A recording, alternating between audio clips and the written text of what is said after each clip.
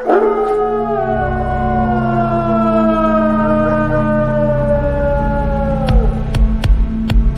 is the American Indians, Indigenous Peoples' Truths.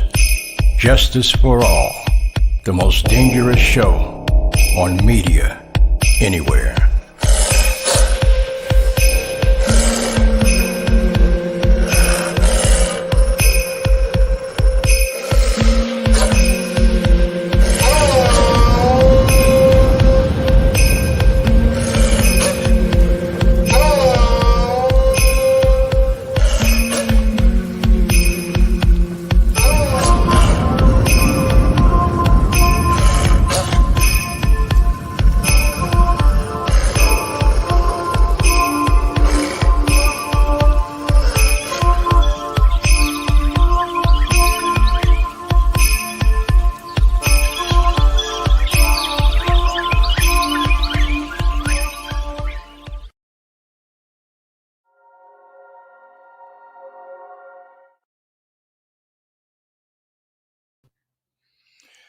OCO and greetings. I'm Winter Nightwolf, and this is the American Indian Indigenous Peoples' Truths.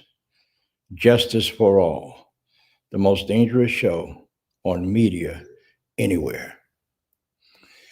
Tonight, we're covering a very, very sensitive subject with the United States government. Their policy of leaving anybody behind in combat. Marines, Navy, Army, Air Force, and Coast Guard. We don't leave anybody behind. For too long, the United States government has been extremely hypocritical towards veterans, especially veterans of color and veterans that are not originally from the United States. Leave no one behind. Stop the deportation of U.S. veterans. During World War I and every war before that and every war since World War I, Native Americans and people from other countries have stepped forward and taken an oath, raised their right hand, and pledged to protect the United States, the U.S. Constitution, and the people of the United States. However, they didn't live up to the end of the bargain. Tonight, we will show you some of the dirt that the United States has done to military veterans that have served honorably, discharged with honorable discharges. But since Trump came into office, and I'm happy he's gone, there was a policy of sending veterans, deporting veterans, after they served honorably out of this country. How do you do that to people, to men? And in most cases, like myself, very young men that felt that it was an honorable thing to do to serve this country. They have reneged time and time again. During World War I, there was a precedent set that if you volunteered for any of the United States military, you were automatically a U.S. citizen. But it seems as though they've changed that. And I can't say all of the United States government. I'm talking about the past leadership, Donald J. Trump, who avoided the draft numerous times because his father had enough money to pay a doctor to say that he had flat feet or something else. But he could run up and down the soccer fields of the university he went to and play soccer all the time. Hypocritical? Two-faced? Yes. So tonight I'm honored to have some of my close friends and brothers that are here that are either received deportation notices or have been deported, or those that support our veterans. I'm WINTER NIGHTWOLF, and I'll be back in just a minute to introduce our guest for tonight. Don't go away.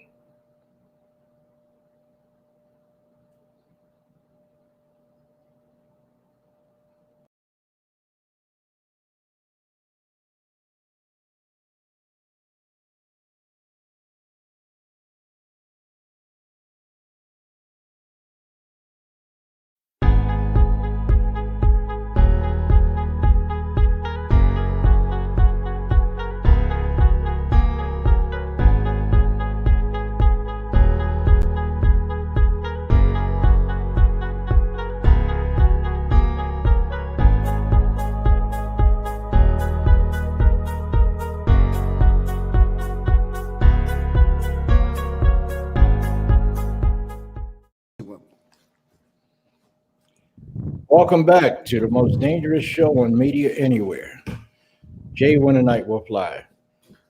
Hello, Sandra. It's good to see you. Hello, Jay. Welcome to Wednesday. We got a great show tonight. Oh, yeah. We're gonna start to feel some things. Oh, yeah. So let's bring our guests in.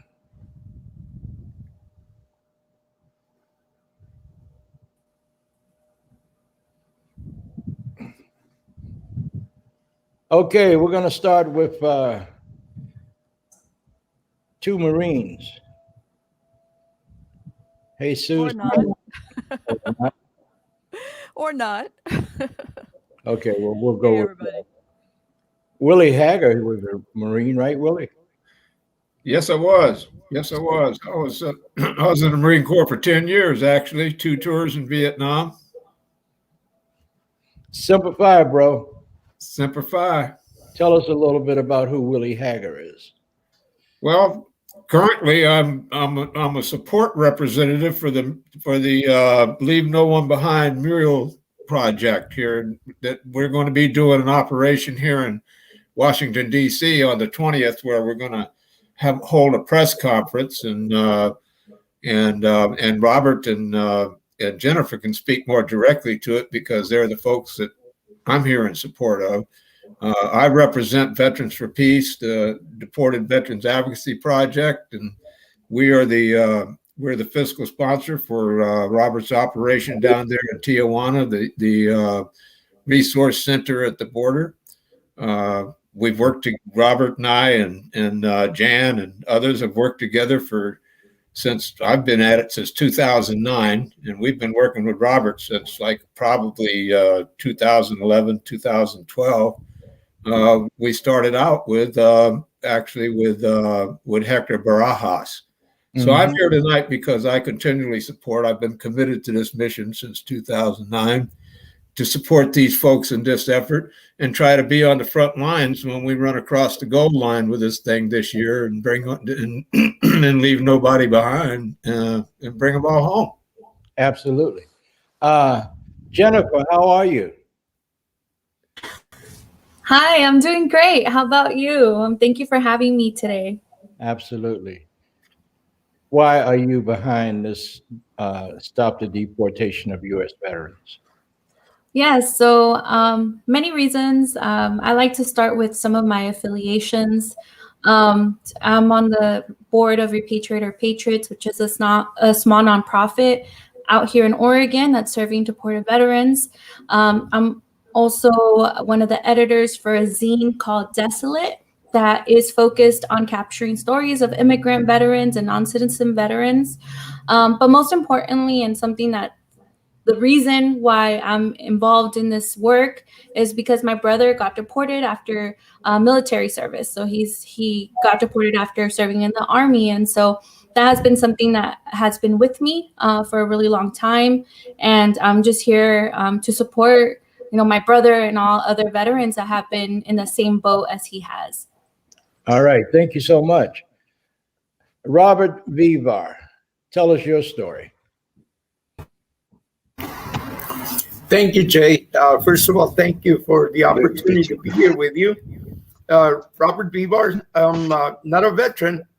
The reason I'm involved is because I have a lot of military family. My oldest brother was a Vietnam combat veteran. Another older brother who passed away was also a Vietnam era veteran. My son is currently serving active duty in the California Air National Guard. He's done about 8 years regular Air Force and now has been with the Air National Guard for about 12 years. He's in charge of the drone program instruction at March Air Reserve Base. My grandson is also active duty in the Marine Corps. My partner's son is a two-tour Iraqi combat veteran. So even though I'm not a veteran, military is my family. And, as everybody knows, whether you're a veteran or a family member, we're a family and we need to take care of each other and just stick to each other and help each other as best possible. And, when I got deported, shortly after I got deported, I ran into an office which was just opening up for deported veterans. So I felt the connection that's where I belonged.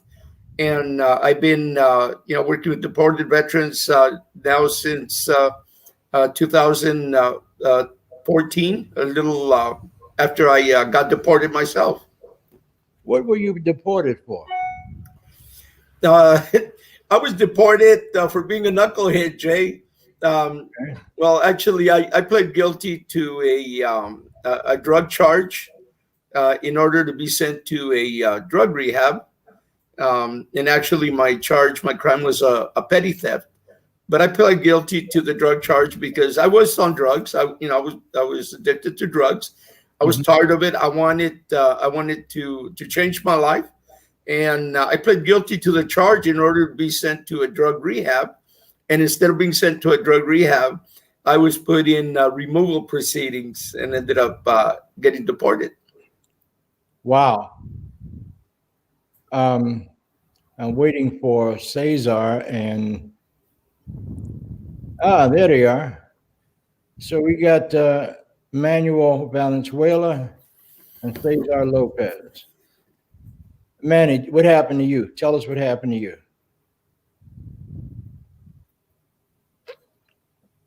Oh, looks like they're frozen.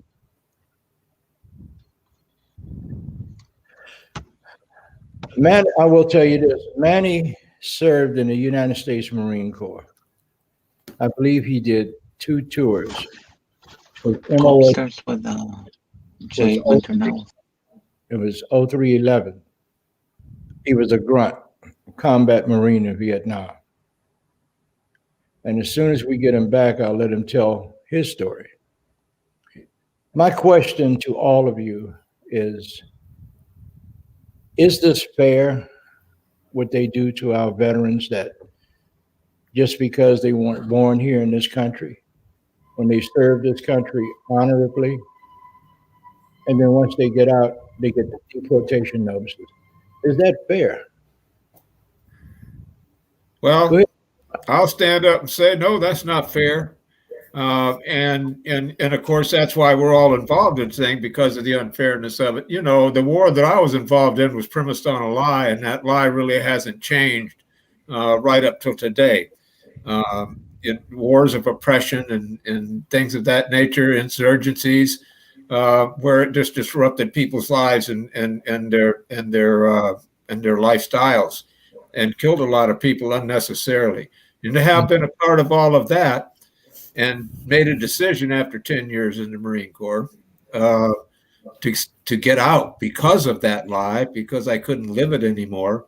When I found out, fast forward to 2009, when Jan Ruman brought it to my attention that I was running a blog called vetspeak.org, and he brought it to my attention that, hey, they're deporting veterans.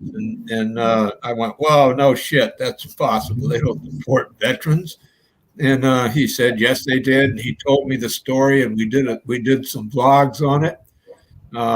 And so we got caught up in that manner. And so that's the unfairness of it is a couple of things.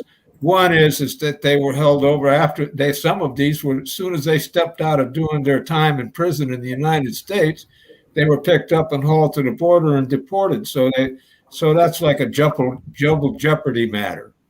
That they've been punished twice for the same crimes. And the other issue with us is about the in order to apply to get back into the United States, the conditions mostly are put on it has to do with bad discharges and whatnot. Although the bad discharges were caused by the time they spent in the service.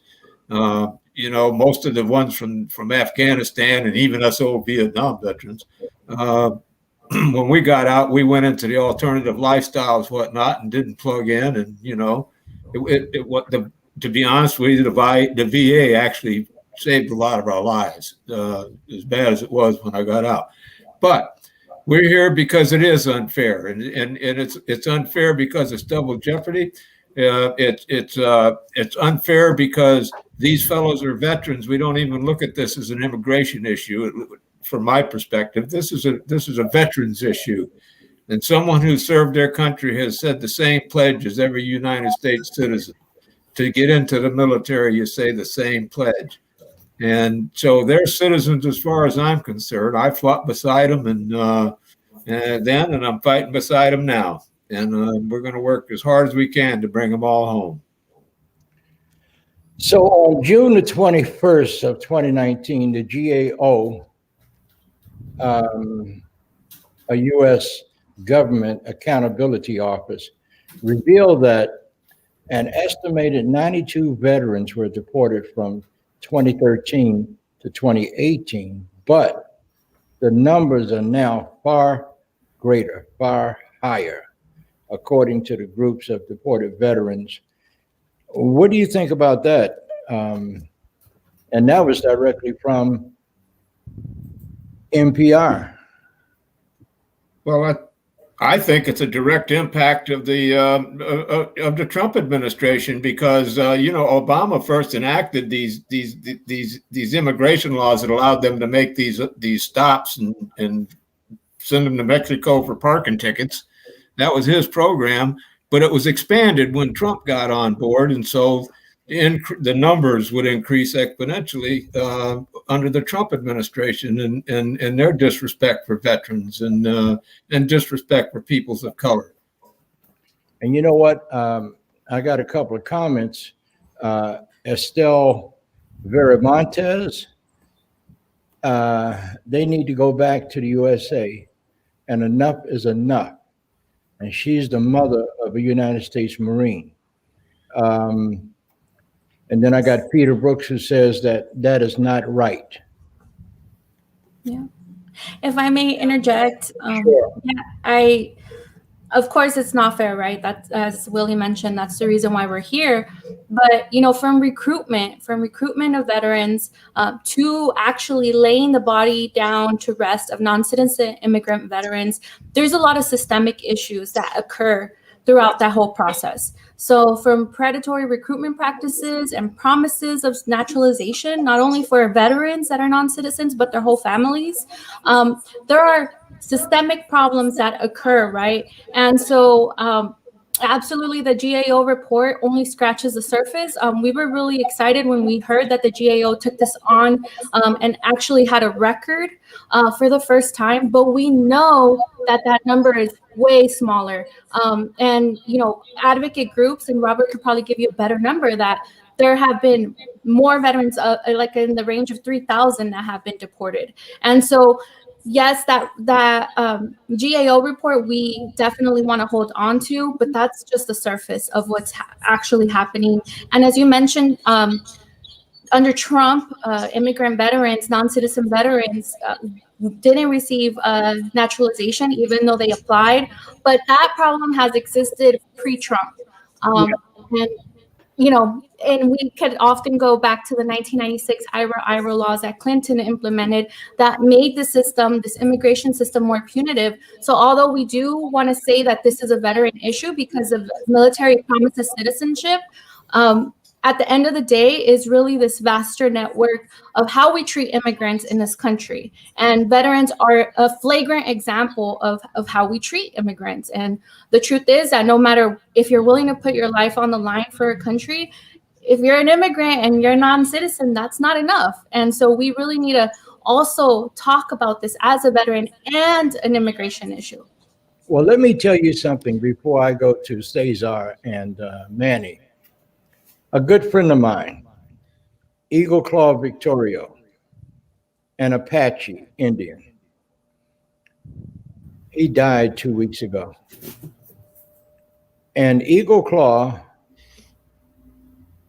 served 3 tours in Vietnam as a Green Beret. I was on the phone with his wife today. They're making it so hard for her to get any records of his service. He took out an insurance policy that was kind of attached to the VA. Somebody had recommended that. And now all of a sudden they can't find any paperwork or anything. They buried my brother 2 weeks ago. They didn't have an honor guard to show up for him. And I think there was prejudice because there was a Native American burial ceremony. And of course, they didn't want to be bothered with that. There was no 21 gun salute. There was no flag given to his wife to observe his parting from life here as we know it. And I'm going to make an appeal. She is really having a hard time. She has no money, and she's stuck out there in Colorado by herself.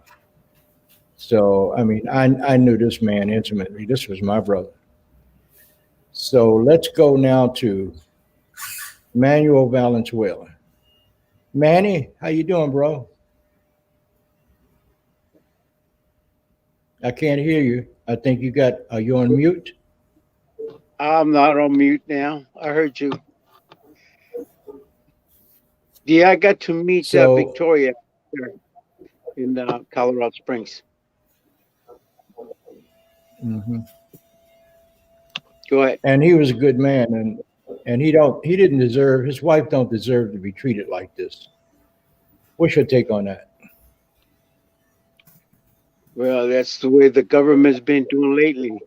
A lot of things that, deporting veterans and not taking care of the veterans that fought for this country, period. There's more veterans out in the streets too. So this government needs to be awakened by all the veterans of the United States, not just the veterans, military. Active military should stand up with us and say, we had enough of this. We have to stand up together. Annie, you served in Vietnam as a grunt, 0311, right? And you right, were in 19. Yeah, you were in combat. When were you there? 71, 72. And your brother Valente served as a paratrooper, and he won the Silver Star. Right, and that was in 1968. Okay, so then you and him on the same day got removal notices, right? Well, not the same day. Uh-huh. What happened was we went and registered on 2008 to get help, to get benefits, mind you. Because when we came out of Vietnam, I got out in 74. Well, 71, 72, I was in Nam, and then I one more year and I got out. And we never did get help. We were pushed away, and you know how we were treated, Vietnam vets. So in 2008, we went and volunteered. Went to the VA and filed all paperwork to get support, get our benefits. 2009, January 29th, I got a letter to appear in court to be deported from this country. That same evening, my mother died right there in Colorado Springs. So a month later, my brother came over to my house, and the way I felt, I didn't tell nobody about it, because getting a removal notice from this country after I've served what I had to do, it must, to me, I felt like there was something bad about it.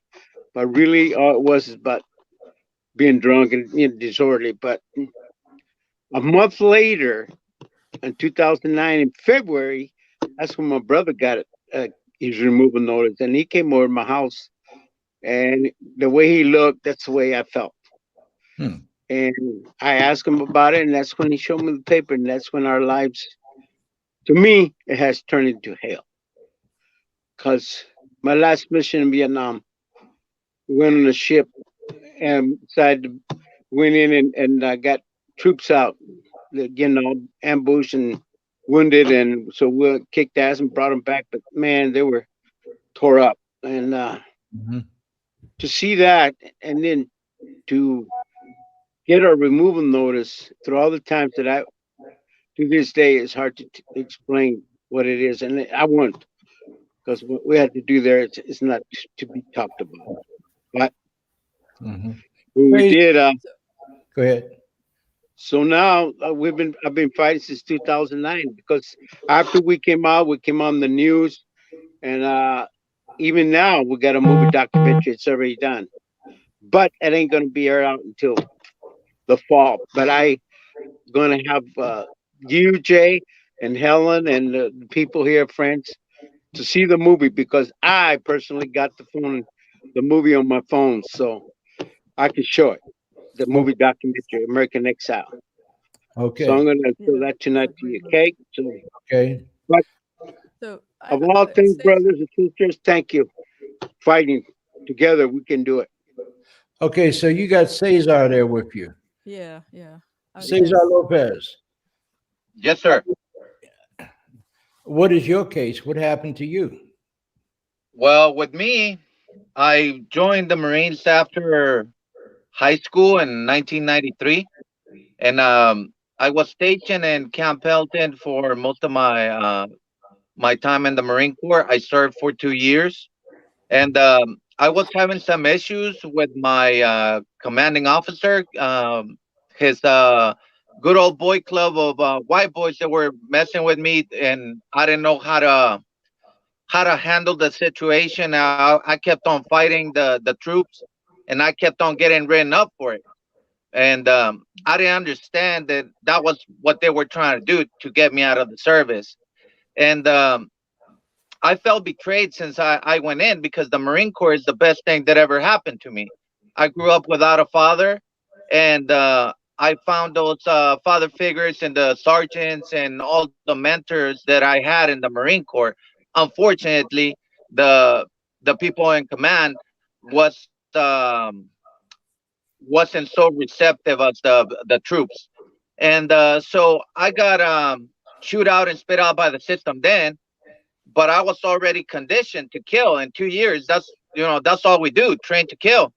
And then they discard me like I'm garbage, and they don't even try to integrate me into society. Okay, we lost them temporarily. And I understand what he's saying. He said they don't try to integrate you into society. And I mean, let's be honest about this, folks. America has a racial problem, a problem of inequity. And everything that they've done since we had the European invasion in the late 1490s, they came here and they tried to kill all of us, American Indians. And then they enslaved our brothers and sisters from Africa because they were too damn lazy to do the work. And now today we see this whole big bit of racial injustice that's come home to roost. America was founded on bloodshed. There were 112 million Native people in what we call the United States. And by 1934, they had murdered all but a little over 1 million. How the hell do you kill 111 million people? And how do you make that your mantra? They came over here, they called us savages, okay? And they talked about our black brothers and sisters like they were dirt. They hung them if they didn't agree with what they were doing. And now we got a police system here in the United States that came out of being slave catchers. And they're just randomly murdering people of color almost every week. So what do we do about that? You know, because this thing of the deportation of our brothers and sisters only because they weren't born here, come on, that's a bunch of crap. And then they want to take it a step further. They want to deport their families too. These people, as far as I'm concerned, they are true Americans. They get out in those fields and they labor with those crops. They feed us. They work in the chicken houses and they feed us. I mean, they do so much. And if I ever hear somebody else say that they just came here to take our jobs, I got something for them, 5 o'clock. I'm serious. Because I know so many of our brothers and sisters that just don't happen to look like me, act like me, talk like me, agree with me. This has got to stop. And let me just point out something to you. There are so many people of color that are so racist and prejudiced as well. So it's not that, I mean, we can't blame the white man for everything. We can blame him for the stuff that he did. But no white man broke into my apartment when I lived in Washington, D.C., in that neighborhood. No white man stole my car when I lived in that neighborhood, you know? And then to see on the news last week, this black guy attacked this 65-year-old Asian woman, kicked her in her stomach, and just stomped her at will. And she ended up with a broken pelvis. So all black people are not good, just like all white people are not good. Let me rephrase that. I don't care what color you are. You got good and bad in every group. And anybody that thinks that they can just go around and point their fingers at white people only, you are sadly mistaken. And I'm not going to get into that cliche about some of my best friends are white. Some of my best friends are white. I got white brothers that I serve with, that if something happened to me and they found out about it, they'll be on airplanes coming here trying to find out what happened and how they could change it.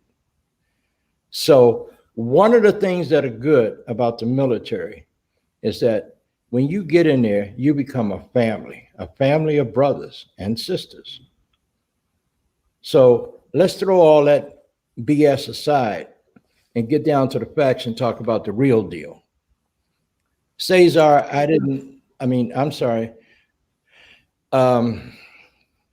Robert, your thoughts on that? Because I saw you shaking your head, brother.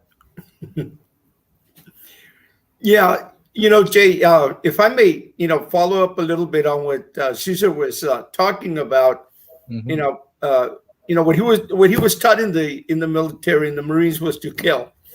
And this is something that I always like to mention. Most of our deported veterans entered the military at a very young age, 17, 18, 19 years old. Your next door neighbor, your all-American kid, very naive, very wholesome. And when they entered the military, what is it that they were taught? They were taught to be aggressive. They were taught to be violent. They were taught to kill. And many of them ended up going to another country to kill. Many of them saw their friends, their buddy that they were helped with, or that they helped during the basic training, get killed right before their eyes. And when they came back from their military service, the government expects them to turn that off and return and integrate into civilian life as that kid, that wholesome kid that left, somewhat years ago. And they don't realize that you cannot just turn that off anymore. That stays with you. And, there's no hiding it. Veterans, get into trouble. They run afoul of the law. That is normal. The problem is that if you're, a citizen veteran, you get into trouble, you do your time, you pay your fine, you go home to your family, redo your life. If you're a non-citizen veteran, that's not the case. You're not afforded military court. You're not afforded rehabilitation.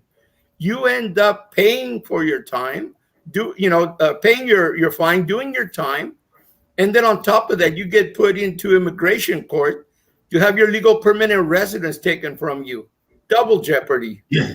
But that's not enough, because after that, you end up getting kicked out of the country that you were willing to die for, exiled to a country that you no longer know because that's where you left as a young child.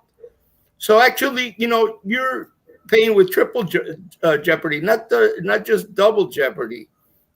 And, even the worst criminal in history has the opportunity to visit with his family, to have their family visit.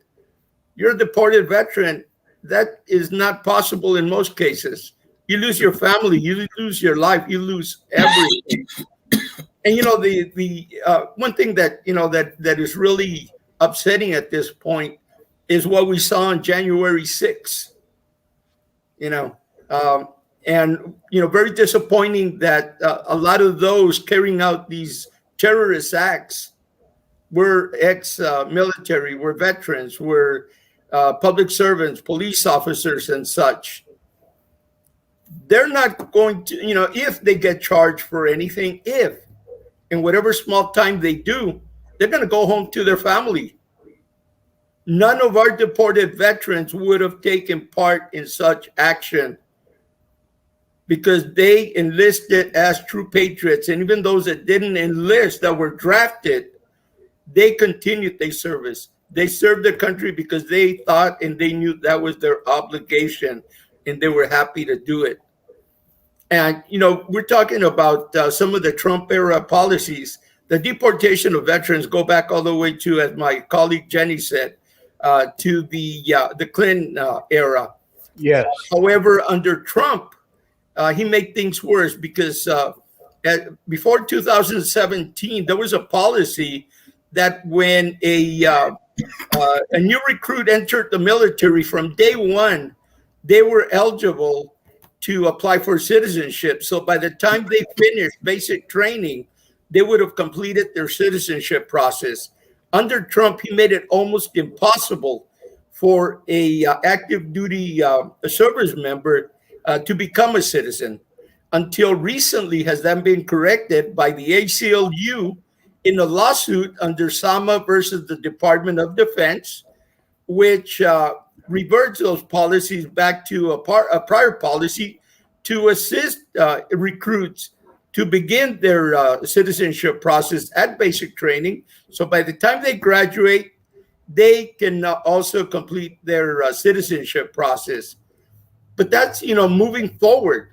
We need to correct this injustice. And the way that we can correct it is by an executive order, which is something that President Biden promised during his campaign. Yes, he And, did. that's something that we need to remind him to sign that executive order, bring our deported veterans home. However, And their families. And their families. and their families. However, that's only a Band-Aid. We need legislation to correct that. And that piece of legislation can start by supporting the New Way Forward Act that was introduced by Congressman Chuy Garcia, HR 536. That legislation alone would help us to bring, I would say, anywhere from 50 to 60% of our deported veterans home, if not more. However, we are asking Congressman Garcia and Congress to take it a step further and include in this piece of legislation to amend 8 USC Code 1101 Alpha 22 so that it clearly states that when a person took that oath of enlistment, at that point they proved their loyalty and allegiance to the Constitution of the United States and therefore should be considered a national, if not a citizen, retroactive to the date that they completed basic training. And the reason we say that is because that would go in line with this case that was won by the ACLU, forcing the Department of Defense to establish that process with USCIS to provide the assistance and the procedure for our recruits to complete their citizenship process by the time they finish basic training. You know, another thing too, before I go to my co-host, I think anybody that runs for the presidency, vice presidency, U.S. Congress, the Senate, should first have military service as a prerequisite for them to run for these offices. What do you all think about that? Absolutely. Okay, Sandra, you got. I wanted to add one thing to what Robert said as well, and the piece about Biden. He has said that he was going to review deported veteran cases and think of an executive order, but this is the problem, that he's narrowing down his window to those veterans that were deported under the Trump administration.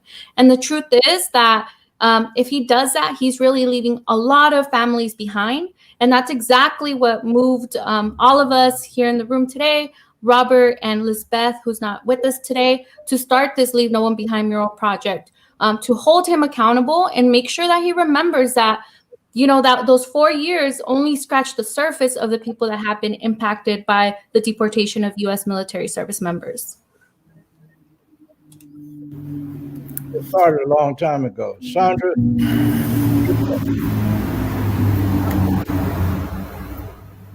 So, yeah, I wanted to ask Cesar, if you're still there. Cesar? Yeah, he's there. See him in the back. Yeah. Cesar, you've one of the many, many, many letters that you have written over the years to presidents, vice presidents, Congress, senators. You sent a letter in January to President Biden. And in that letter, you said you told President Biden that when he was sworn in, you and your wife cried because for the first time in 4 years, you felt like you could breathe. You and your wife cried because for the first time in 4 years, you felt like you could breathe based on him winning that election.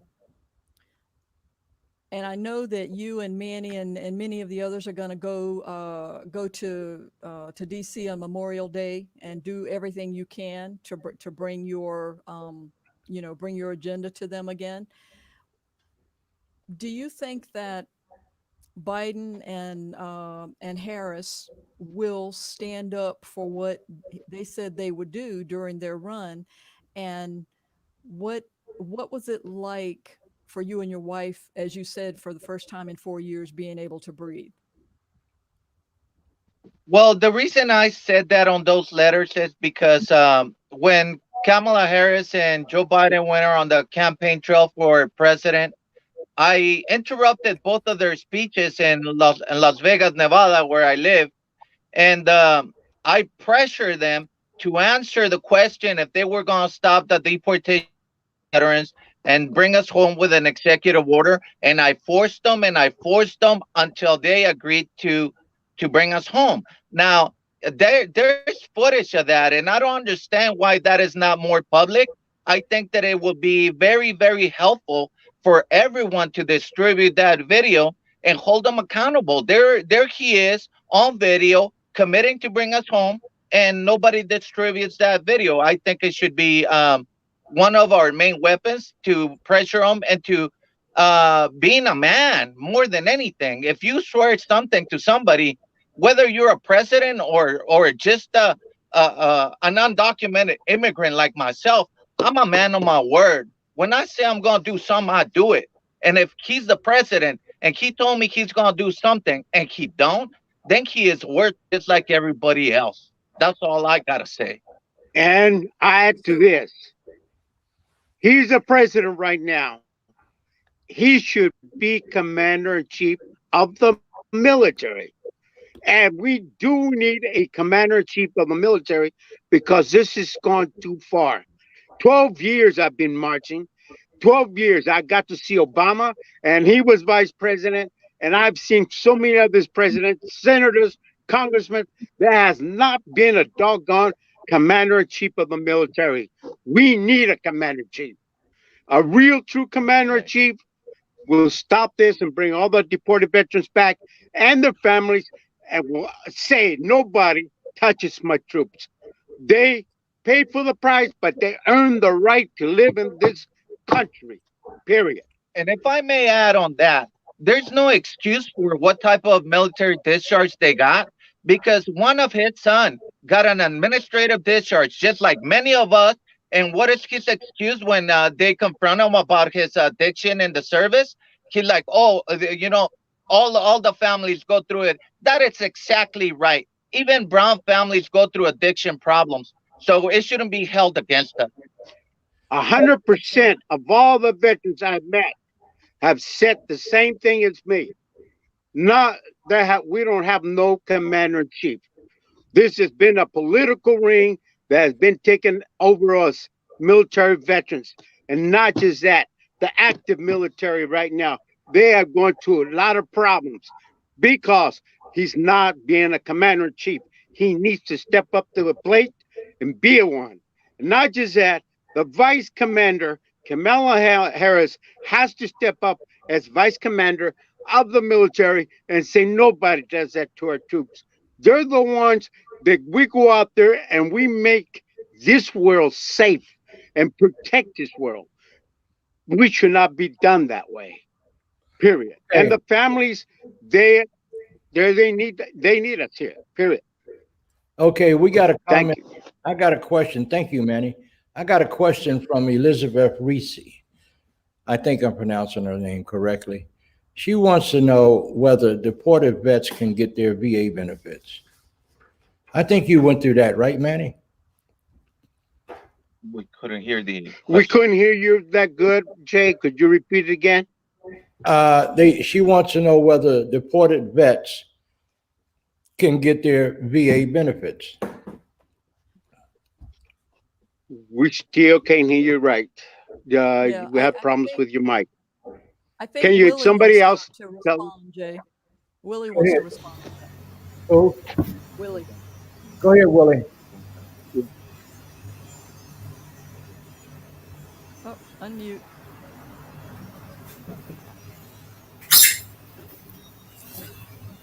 I think the government is trying to shut us down. I can respond to that if I may. Go right ahead. Veterans are entitled to their VA benefits. However, it is a process that is delayed significantly by them being outside of the United States. However, not all the benefits are they're entitled to receive when they're deported.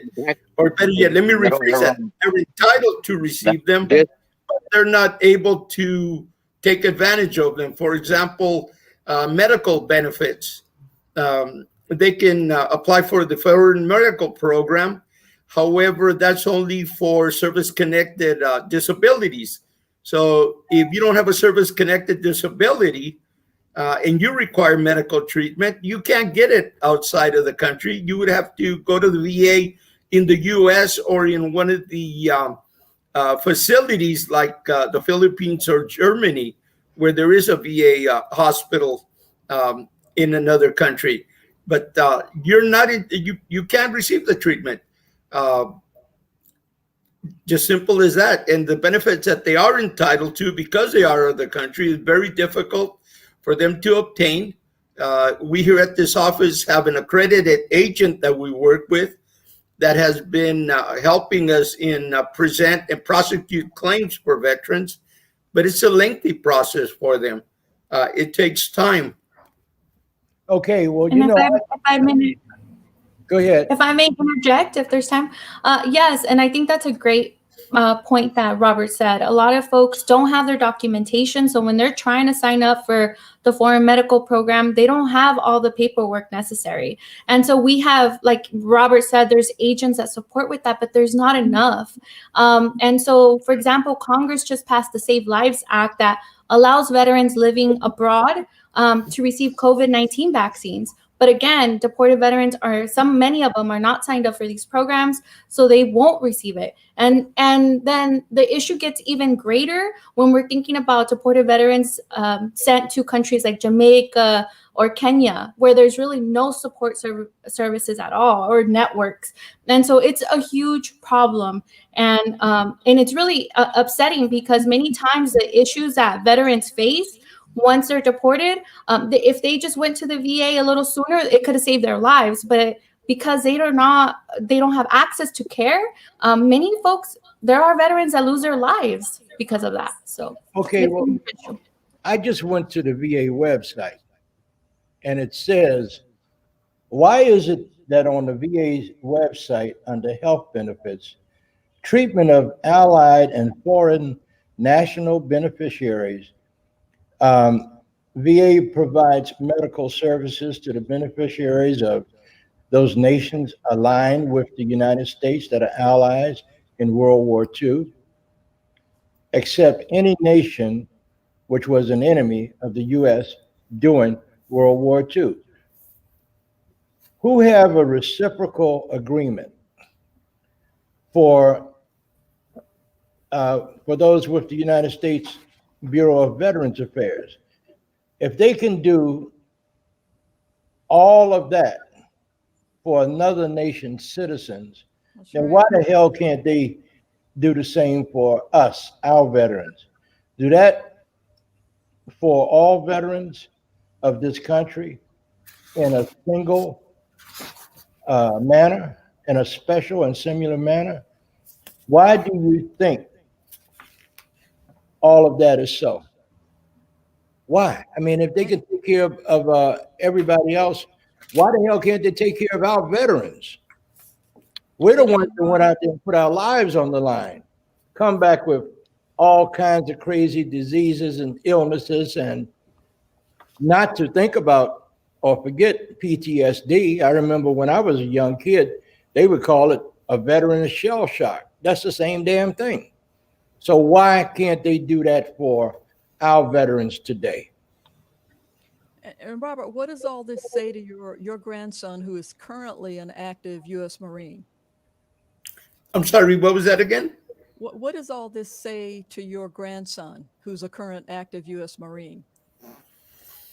Good question. You know, he's a kid fresh out of high school. You know, he wants to serve his country. He's very quiet about what is going on with deported veterans. And, you know, being an active duty Marine, you could probably understand why, Absolutely. you know, that indoctrination, you know, of, you know, being a Marine, you know, your country first and so forth. Let's see what happens to him, you know, a couple, 3 years from now, once he's been in a little bit longer and has come in contact with a lot of these different issues that our military service personnel end up, you know, experiencing. Okay. I'm just going to put one thing on it. It's called racism. Racism against military persons of color. And it's also unfair treatment against the white guys that serve. It's got all these brothers and friends now that are of another color. Any comments on that? Don't everybody speak up at the same time. Go ahead, Willie.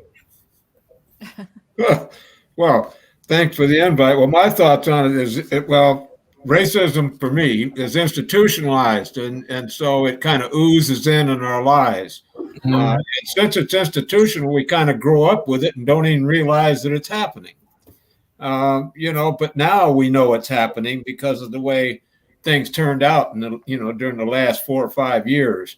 Mhm. So yes, it does. It's like two things we address here is like demilitarization of the immigration issue, number one, and two, to point out that yes, indeed, it is particular to veterans of color. But it's also that we have deported veterans that live in Balkan countries and whatnot. But the majority of the effort has to do with racism, because those numbers that you mentioned earlier, Jay, escalated during, we pointed out during the Trump administration when they really came down hard and, we're going to shut the borders down and whatnot. Yeah. Uh-huh. They poured it right out on us. Well, that's now oozed over into our other things because institutionalized racism is breaking down. And, and more people are becoming aware because of the work that organizations like we do. At the root of all of this oppression is racism. No question about it. Manny, are you there? Yes, I'm right here. Okay. What happened to you? Do you think that was instituted by racism? Oh yeah, it's been like that since I got out of the Marine Corps. I mean, since day one when I came back from Vietnam, it's been a nightmare. But I thought I was getting away, getting over it, getting older, but then back. So That's who? why sometimes I do apologize. I get very frustrated and very pissed off, very mad at this world. The system has gone wrong on us. And I have gone to 5 funerals. I've been with the families and see them go down. So This country do not play with us no more. And the only That's why the only time they consider a deported veteran is if that veteran dies in exile and they allow them to come back home to be put in a damn hole in the ground in America. What the hell is that I all went about? to 5 of them, Jay. And it's a disgrace and dishonor to all of us. And if they're away, and what really gets me is the media attention is being pushed away from this government, those politicians that have these powers to push the media away from us. That's what's been happening to us. I have gone to media. I even came out. I would thank you, Jenni. I was in Bakersfield and channel 26, Delano. I went to that Cesar Chavez, and I had channel 26, and I had an interview. Nothing came out. It's been pushed away since day one. I've seen this gone so long. They pushed it away. The media has been held away because Homeland Security controls the media and the political ring. They know that, and if they have to answer to what is happening to us, because they know this is happening, and the people of the United States do not know, because that is what Homeland Security and the political ring are doing that to us. And the movie documentary, you'll see it tonight, Jay, perfectly said. You'll see it tonight. And you at the end, you will see exactly all the way through, and it shows how this country is. It's messed up what it's doing. Homeland Security has got so much powers that is beyond. Since Bill Clinton signed the Illegal Immigration Act, has destroyed what is humanity. No kids should be separated from their families and thrown in a cage. I didn't go to Vietnam to see this. I saw it there. And now it's here in this country. We went to Vietnam to get the kids and the people, help them and get them out. You know what? It's the same damn thing here.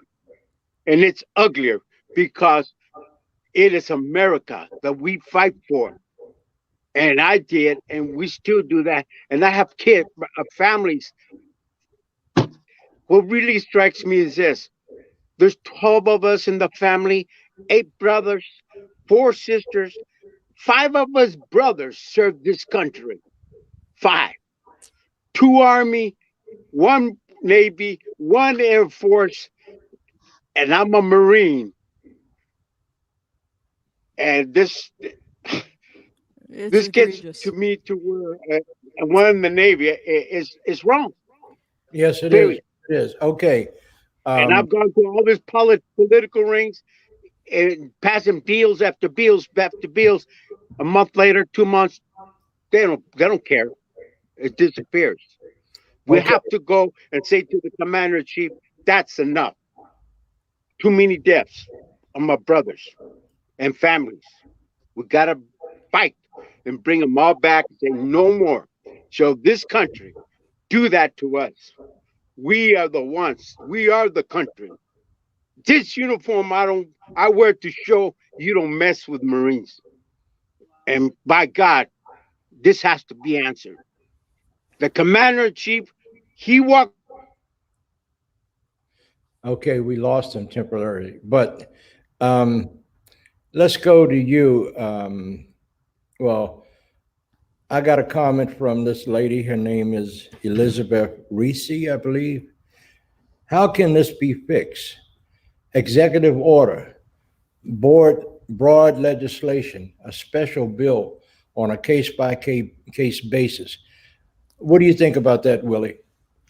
Well, actually, we kind of evolved over to the point. Got to go back to the beginning when we first all got involved in. We were working individual cases. Jan and Heather Boxett and Hector Barajas and that group. They were doing individual cases, and we realized one day that, you know what I mean? There are so many deported veterans we're beginning to learn. There's so many imported veterans that it'll take 3 lifetimes to get everybody back.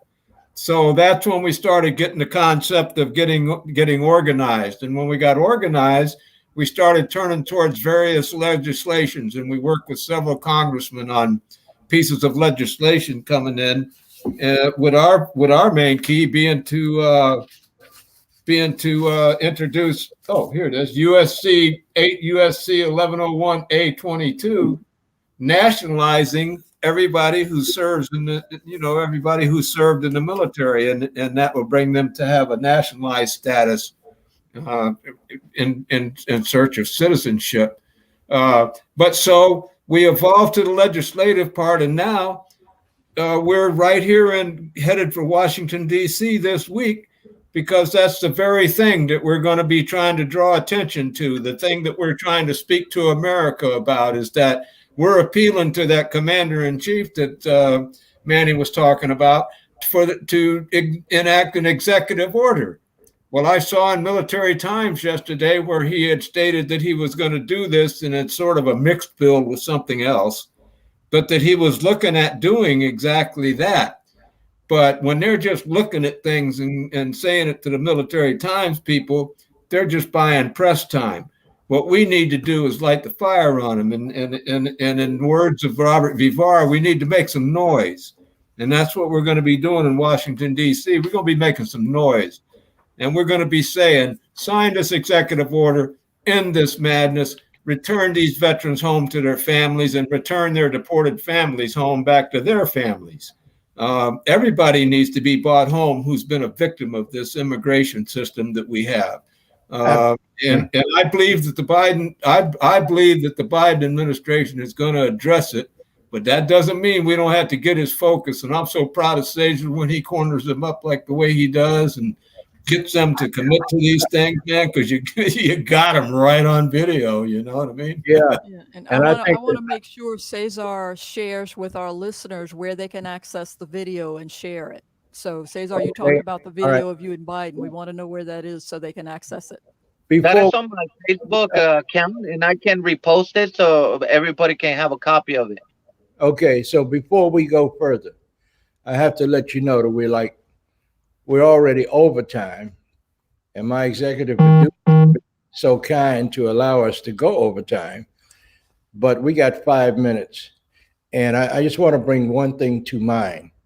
The bill HR 4890 on October the 28th of 2019 in the 116th Congress, the first session on October 28th.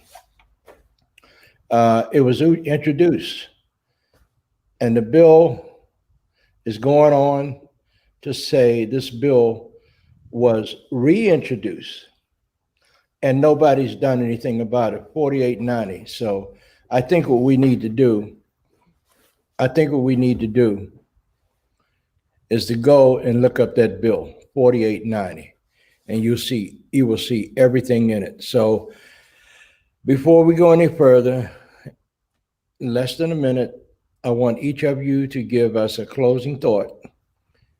And I want to ask you, will you come back again so that we can continue this conversation at a later date? So let's start with Jennifer Martinez Medina. Wow. Well, in less than a minute. So, you know, like you mentioned, have been plenty of bills on the floor to support and repatriate deported veterans. But unfortunately, so many of those have, again, restriction, whether they were discharged honorably or not. And in addition to that, they always get stuck in subcommittee. So they never see the light of day on the floor. And so we know we have a president who was elected with many immigrant communities and their votes. And so it's really important. And as Cesar, you know, he managed to get an endorsement from both the vice president and the president. And so we need fast action because deported veterans are in support. You know, they are also navigating COVID-19 without their benefits, without support. And in addition to that, we need legislative, of course, something to fix the problem. We need the military to really actually sustain their promise of naturalization within a year. That doesn't occur. And we need people, community members, you all to act, to contact your representatives, tell them that we should not be deporting veterans and that they need to pass something. And that's really it. And that's, again, we have a mural project where we're rallying around these stories to make that ask. And so that's what I would say. There is a lane for our executive, folks, the president, and a role for local community members. Thank you very much. Will you come back again? Absolutely. Count me in. Thank you for having me. So now let me go to my brother, Willie Hager. Your closing thoughts, Willie. I can't hear you. Unmute, Willie.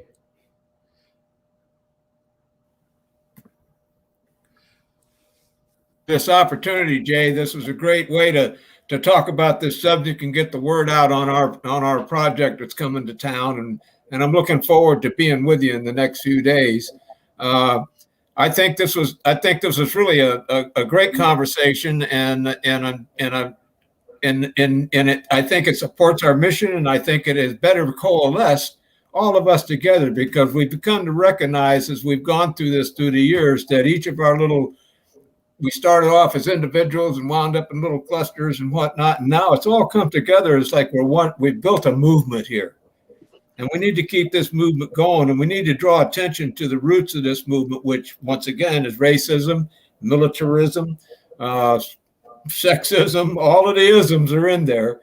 And Veterans for Peace is on board for that, as am I. And we're going to be in the fight to the end, brother, and want to be walking side by side with you. Absolutely, brother. So I'll get to see you this weekend. That's right. Okay. And will you come back again? Like I said in the beginning, you have to get a stick to keep me away. Yes, Willie. That's Willie. Okay. So let's go with you now, Robert. Your closing thoughts. Less than a minute. I know you can talk. Not a problem. Let's end, this injustice. This is a black eye on the country. And the way that we can cure this injustice is simple. Let's amend 8 U.S.C. Code 1101 Alpha 22 and clearly state when that person took the oath of enlistment, they, at that point, they proved their loyalty and allegiance to the United States. And from that day forward, be considered a national, if not a citizen of the United States. Case closed. Bring them back and amend 8 U.S.C. Code 1101 Alpha 22. All right. Thank you, sir. Cesar, you're next. I'll make it real short. I just want the president of the United States to keep his word. He looked me in my eyes in front of everybody in that crowd, and he said he will stop the deportation of military veterans and will bring us back with executive order. That's what I want. I want an executive order to bring us home. That's it. Period. End of sentence. Okay. Danny. I'm likewise. I'm with Cesar right here. The only one that can do it is the president of the United States to be commander-in-chief of the military. And not just that, Kamala Harris. You have both of them have to stand up and take care of us. 100%. Period. 100%. Quit this political bull. Take care of us the right way. So I'm blessed here, man. Okay, thank you. So, Sandra, you got any closing thoughts? Quickly. No, I just want to thank everybody for all the hard work you're doing. You're unceasing, you're tireless, and we want to continue to see the mural, the Leave No One Behind mural project continue to grow, and we are going to share a link to the video Cesar spoke about of him meeting with President Biden, or before he became president, but meeting with him. We want to share that video so everybody else can share it, because everybody needs to know that they made that promise, and they need to adhere to that promise. So thank you all for the hard work you're doing, and thank you so much for joining us. Can I say one thing, Jay? Yeah, okay. I got 104,000 miles in the RV. I started with 38,000 since 2018. All right. The RV of justice. All right. Simplified, baby. We're done. Okay. I have some thoughts on all of this. Yes, I am an indigenous person of the Western Hemisphere. Yes, I am Shoshone, Cherokee, and Taino. But I'm going beyond that. This issue is not an Indian issue or a white issue or an Asian issue. This is a human issue. And we need to learn how to start talking to each other instead of like politicians do. They talk at us. We need to start embracing each other. We don't have a lot of time left on this earth because of the way that those that came here against our will and took over this Western Hemisphere. And they polluted the water, they polluted the air, they've just screwed up every damn thing. And I'm sick of it. And I know everybody out there that's got any kind of good common sense is sick of it too. So let's stop looking at this as being a white issue, a black issue, an Indian issue, an Asian issue.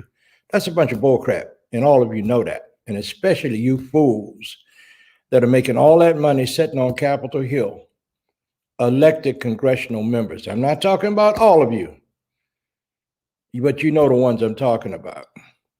Mushmouth from down there, McConnell, please give me a break. I can name them. And all of you that sit in Congress that are still pro-Trumps, that are believing that lie or help to manufacture that lie, that the election was stolen, that's crap too. I know it and everybody else know it that's got good common sense.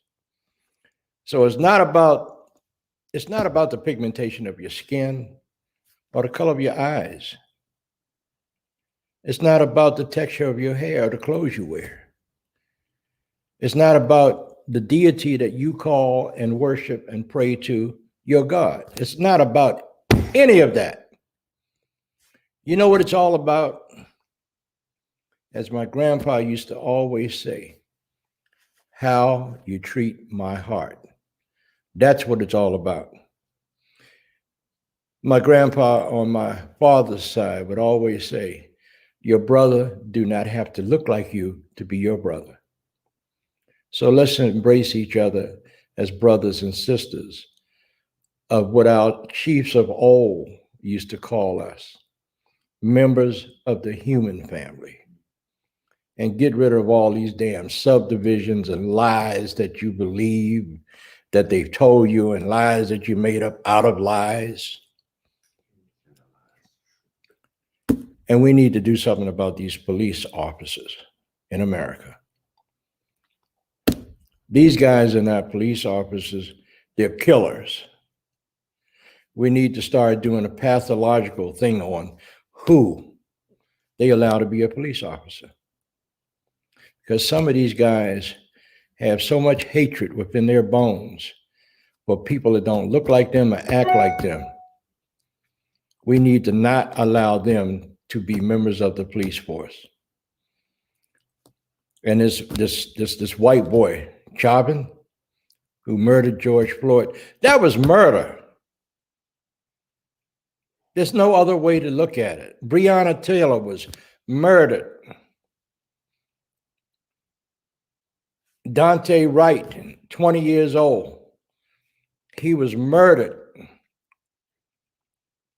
When you're a police officer, you carry your weapon on your right side and your taser on the left side. And she's been arrested for manslaughter. And she was on the force 26 years. And when she killed that boy, she was training a rookie. Now, what does that rookie have to look forward to? I'm WINTER NIGHTWOLF, and I'm sorry, that's just the way it is. That's how I feel. And I don't give a damn what anybody thinks about how I feel about this. To kill somebody is wrong, period. So I'll talk to you again next week. Until I see you again, Danada, Goai, Wado. Talk to you later. First of all, before I need to thank my executive producer, Leslie Fry, and of course, Sandra Hope. You all do amazing jobs at what you do. And I'm so proud of you, both of you, and I love you dearly. And if anybody ever got in your face, just call me, because I'll go night wolf for them. I love you all of you. Even those of you that make it impossible to love, I love you too. Talk to you next week.